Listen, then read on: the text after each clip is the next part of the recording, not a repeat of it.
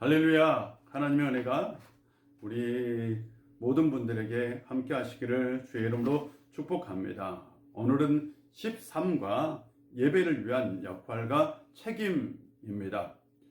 오늘은 예배에 관련된 강의입니다. 또한 예배를 통해서 우리가 무엇을 해야 하고, 또한 우리가 예배자로서의 어떤 삶을 살아야 하는지, 그리고 실제적으로 우리가 예배위원으로서 어떤 책임을 가져야 하는지에 대한 말씀이 기록되어 있습니다. 오늘 본문을 읽어보면 이렇습니다. 제가 한번 읽어볼게요. 예배는 하나님을 섬기는 일이다. 예배의 뜻은 나트레이아, 일한다는 뜻, 영어에서는 서비스와 또한 프로스키네오, 절하다, 경배하다는 뜻, 영어에서는 워십이다. 즉 예배는 아버지 하나님을 최고로 기쁘게 하시는 일이다. 하나님을 찬미하고 하나님께 영광을 돌리는 일보다 더 귀중한 일은 없다. 예배는 보는 것이 아니라 드리는 것이다. 구경꾼이 아니라 실제로 하나님께서 기뻐하시도록 감사와 찬양을 드려야 한다. 예배를 본다는 말보다는 한다는 말이 성경적이다. 예배라는 단어 안에 이미 경배하다는 뜻이 들어있어 하나님께 예배하러 갑니다, 하나님께 예배합니다가 옳은 표현이다. 예배는 하나님과 사람의 만남이다. 그 만남은 기쁨이며 감격이다 라고 얘기합니다. 본문에는 예배에 대해서 두 가지를 얘기하고 있어요. 첫 번째로는 나트레이아, 섬기다 또는 일한다. 하나님을 섬기고 하나님을 위해서 일하는 것을 예배라고 얘기하고요. 또 프로스케네오, 이것은 절하다, 경배하다, 워십 이러는 거죠. 하나님을 경배하고 하나님 앞에 절하는 것, 하나님 앞에 엎드리는 것, 그것을 예배라고 얘기하죠. 그러니까 워십과 서비스가 이렇게 두 개 다 합해진 것, 그것을 우리는 예배, 하나님을 위해서 일하는 것도 예배이고 하나님을 섬기고 경배하는 것도 예배다라고 얘기합니다. 그런데 예배는 뭐냐? 실은 하나님과 사람의 만남이라고 표현합니다. 그래서 예배를 신학자들은 두 단어로 표현했어요. 예배를 신학적으로 정리한다면 이렇습니다. 계시와 응답의 사건이 바로 예배다라고 얘기합니다. 이건 제가 누누이 강조하고 있습니다. 예배하면 계시와 응답, 이렇게 기억하시면 됩니다. 한번 따라해 봅시다. 예배는 계시와 응답이다. 다시 한 번만 따라합시다. 예배는 계시와 응답의 사건이다. 예배는 계시와 응답의 사건입니다. 계시는 뭘까요? 하나님이 우리에게 임하는 거죠. 하나님께서 우리에게 말씀을 주시는 거죠. 하나님께서 우리의 삶 가운데 역사하는 것, 그것을 계시. 그러니까 계시는 하나님에게서 우리에게 내려오는 사건입니다. 위에서 아래로 임하는 사건을 계시라고 얘기하죠. 그러면 하나님께서 우리 가운데 임했어요. 임했다면 당연히 우리에게는 뭐가 있을까요? 반응이라는 게 있어요. 반응을 뭐라고 표현하냐? 응답. 응답은 인간에서 하나님께로 올라가는 것. 우리가 하나님 앞에 응답하는 거죠. 그래서 계시는 예배 속에서 보면 성경 봉독 그리고 설교가 계시에 해당되고요. 응답은 우리가 찬송하고 우리가 기도하고 우리가 하나님 앞에 예물 드린 것, 그것이 응답입니다. 즉 하나님의 행위와 하나님의 계시, 하나님의 행위와 인간의 행위가 만나는 것, 그것이 바로 예배입니다. 다시 말씀드리면 예배 속에는 인간의 행위만 있는 게 절대 아니에요. 우리는 착각합니다. 예배 안에 우리의 행위만 있다고 착각해요. 우리가 찬송을 부르고 기도하고 듣고 또한 예물을 드리고 마치 우리의 행동, 그래서 예배를 하나님이 없는 것처럼 드리는 분들도 있어요. 근데 실제로 예배는 실은 먼저 하나님의 행위가 있는 거예요. 하나님의 행위는 뭐냐? 계시가 있는 거예요. 하나님께서 말씀 가운데 역사하시고 또 성령을 통해서 역사하시는 그 놀라운 하나님의 행위가 있고 그 행위에 따른 우리의 응답이 있는 거예요. 그렇다면 우리의 응답은 어때야 할까요? 당연히 거룩해야죠. 우리의 응답은 마음을 다해야죠. 진심을 담아야죠. 형식적이어서는 절대 안 됩니다. 분명히 하나님의 계시의 그 사건과 우리의 응답의 사건이 나타나는 게 뭐냐? 예배입니다. 기억하십시오. 하나님의 계시와 우리의 응답, 즉 하나님의 행위와 우리의 행위가 만나는 사건이 예배입니다. 그런데 예배는 보니까 예배에서 보면 예배가 두 가지, 이게 이제 노버트 웨버라는 유명한 예배학 신학자인데요. 예배학자가 이런 얘기를 했습니다. 두 가지 예배의 지향적인 것이 있다. 첫 번째는 목표 지향적인 예배가 있더라 라는 거예요. 목표 지향적인 예배. 예배를 통해서 뭔가를 이루려고 하더라 라는 거예요.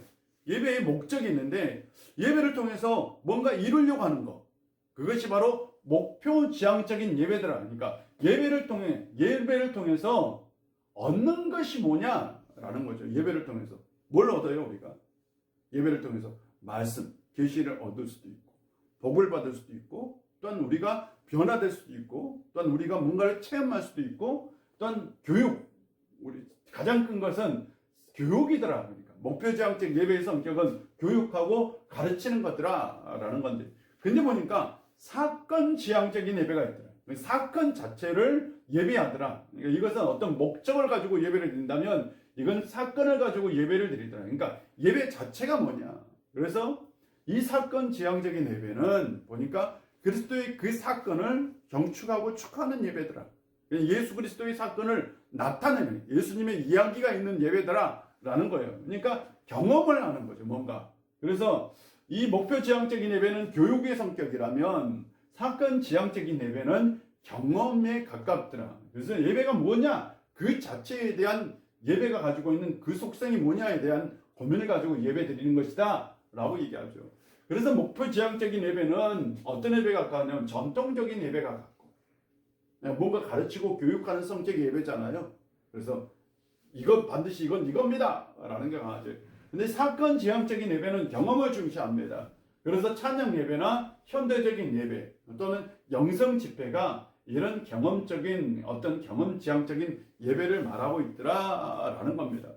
여러분, 우리가 예배 드릴 때에 꼭 목표 지향적인 예배가 옳고 사건 지향적인 예배는 틀리다, 또는 사건 지향적인 예배가 맞고 목표 지향적인 예배는 틀리다, 절대 그렇지 않습니다. 예배 안에는 목표 지향적인 예배가 있고 사건 지향적인 예배도 있는데, 때로는 어떤 예배는 목표 지향적인 예배가 돼야 되고 어떤 예배는 사건 지향적인 예배가 돼야 된다라는 거죠. 목적에 따라 다르는 거죠. 어떤 예배의 성격에 따라. 만약 예배가 찬양 예배고 현대적인 예배다면 아마 경험을 중시하겠죠. 그 안에서 일어난 사건 자체를 굉장히 중요하겠죠. 그러나 전통적인 예배에서는 교육의 어떤 가치를 가지고 예배를 드리지 않겠습니까? 그러므로 우리가 이런 예배를 구분할 줄 알아야 되는, 이 예배는 목표지향적인 예배다. 뭔가 우리에게 주려고 하고 우리가 뭔가 받아야 된다는 그런 예배고, 사건 지향적인 예배, 내가 이 예배를 통해서 뭔가를 경험하고 체험하는 예배다라는 것을 알아야 된다라는 거죠. 사람에 따라 달라요. 어떤 사람은 목표지향적인 예배를 좋아하는 사람이 있고 어떤 사람은 사건 지향적인 예배를 좋아하는 사람이 있습니다. 그렇다면 교회 안에서 가장 좋은 건 이 두 가지 예배가 같이 있어야 되는 거죠.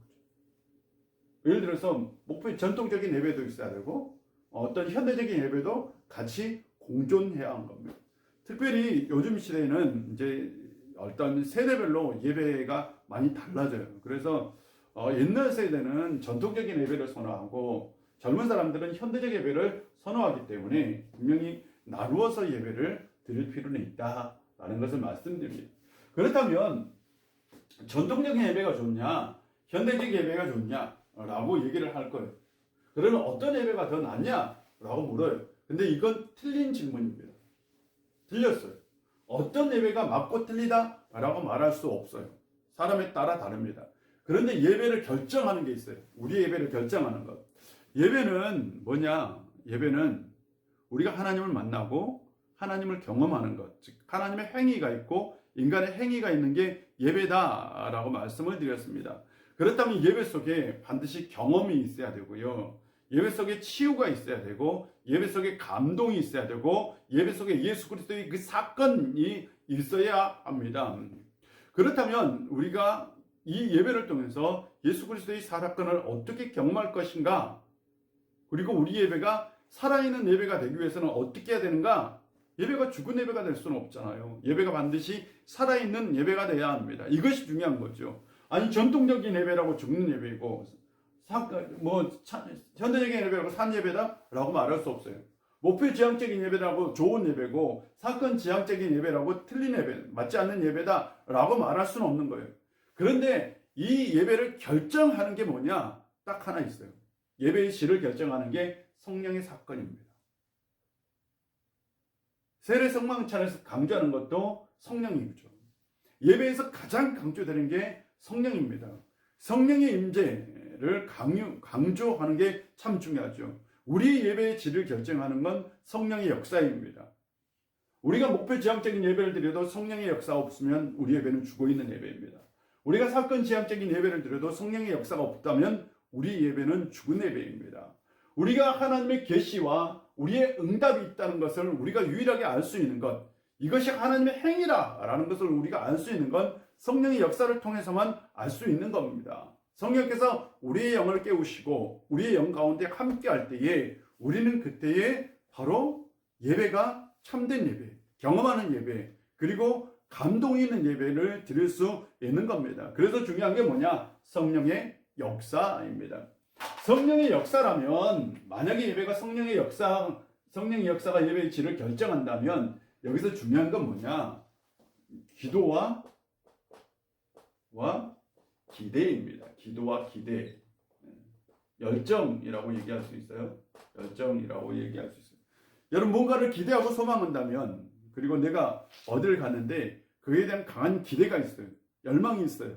그러면 그 모임이 훨씬 더 좋습니다. 근데 그 모임에 대한 아무런 기대도 없어요. 아무런 열망도 없고 그냥 수시로 참석해요. 그렇다면 그 모임이 아무런 유익이 없습니다. 그래서요, 예배를 드릴 때 우리가 그 예배에 대한 기대함이 있느냐, 우리가 그 예배에 어떤 열정을 가지고 있느냐, 그것이 우리의 예배를 결정할 수 있어요. 또한 우리가 성령의 역사를 일으키는 유일한 길이 있다면 뭐냐? 우리가 기도하는 거예요. 그래서 우리의 예배를 결정하는 건 기도입니다. 우리가 예배 드리기 전에 얼마나 기도했느냐, 예배를 위해서. 우리가 예배를 드리기 전에 얼마나 하나님 앞에 매달렸느냐, 우리 예배가 산 예배가 되려고, 내가 이 예배를 통해서 하나님의 그 놀라운 역사를 경험해 달라고 얼마나 기도했느냐, 그것이 예배를 결정합니다.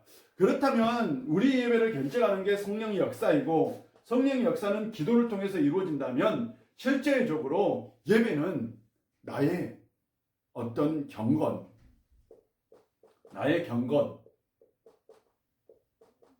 신앙이 예배를 결정하는 중요한 요소다라고 얘기할 수 있습니다. 물론 예배 자체가 경건하고 거룩하면 그럴 수도 있고, 목사님 설교가 또한 예배를 결정하는 질이 될 수도 있습니다. 그러나 원래 예배 계약에서 이 예배를 결정하는 건 누구냐?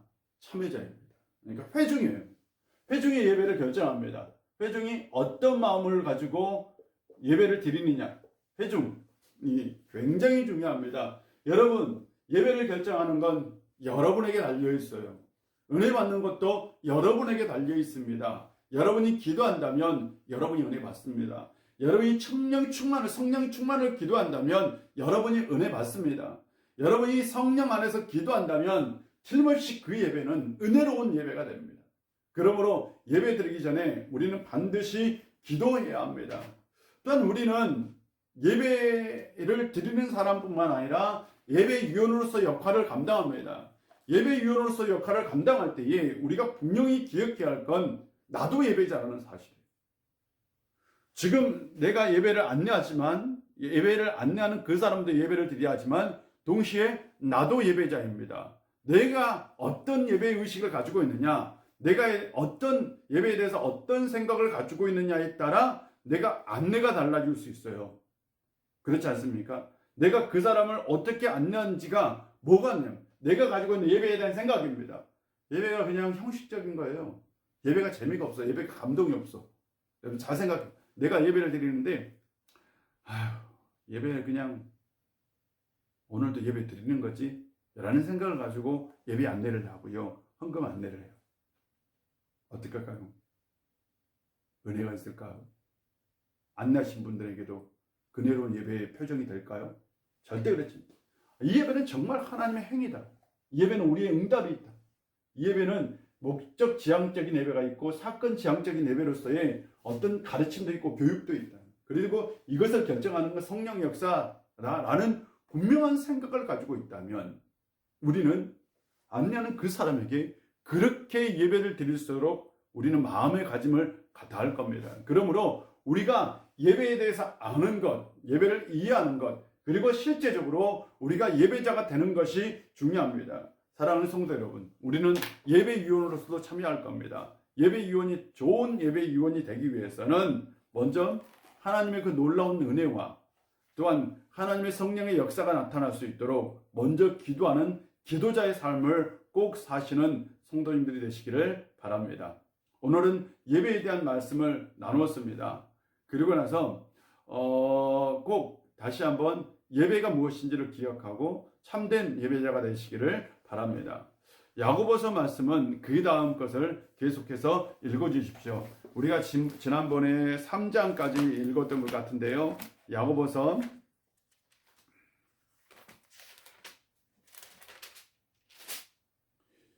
오늘은 야고보서 4장 1절부터 6절까지 읽어주십시오. 이번 주에는 야고보서 4장 1절부터 6절까지입니다. 다시 말씀드립니다. 야고보서 4장 1절부터 6절까지 꼭 읽어주시기를 바랍니다. 야고보서 4장 1절부터 6절까지 읽고 말씀 묵상하고 또한 기도하고 그 말씀을 저한테 꼭 전해주시기를 부탁드립니다. 자, 다음 주에 만나요.